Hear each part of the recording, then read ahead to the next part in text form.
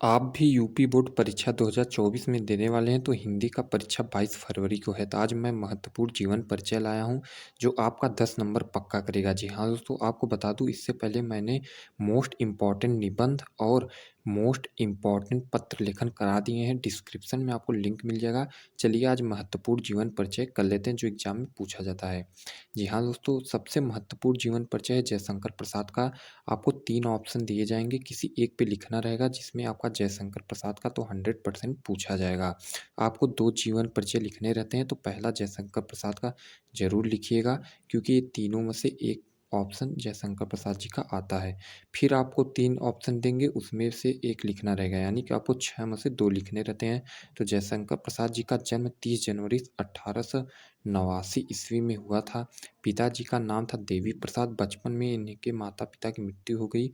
परिवार का सारा भार इनके बड़े भाई पर आ गया। सर्वप्रथम इनका नाम क्वींस कॉलेज में लिखाया गया, किंतु वहाँ इनका मन नहीं लगेगा और घर पर ही योग्य शिक्षकों से अंग्रेजी और संस्कृत का अध्ययन करने लगे। कुछ दिन बाद इनके बड़े भाई शंभूनाथ जी भी चल बसे। इसके बाद पूरे परिवार की देख-रेख इन्होंने ही की। इनकी प्रमुख रचना है झरना आँसू।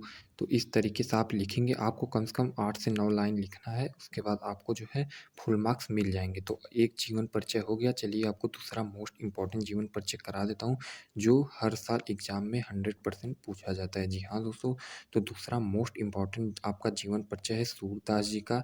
इन पे भी जो है हर साल लगभग क्वेश्चन आते ही हैं। आपको 3 ऑप्शन दिए जाएँगे, तुलसीदास, कबीरदास और सूरदास। इन्हीं तीनों में से किसी एक पे लिखना रहेगा। 100% इन तीनों में से जो है आपको एक पर लिखना रहता है। इन तीनों में से कम 2 तो एग्ज़ाम में आएँगे ही, तो आपको सूरदास मैं करा दे रहा हूँ।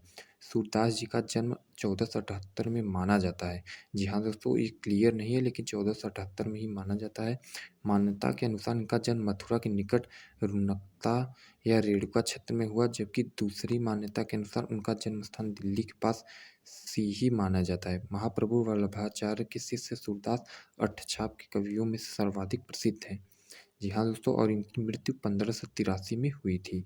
तो इस तरीके से आप लिखेंगे। इनकी मोस्ट इम्पॉर्टेंट जो है रचना है साहित्य लहरी और सूर सरावली, सूरसागर। ये सभी इनकी लोकप्रिय रचनाएँ हैं, ग्रंथ हैं। तो आप इस तरीके से जो है जीवन परिचय लिखेंगे।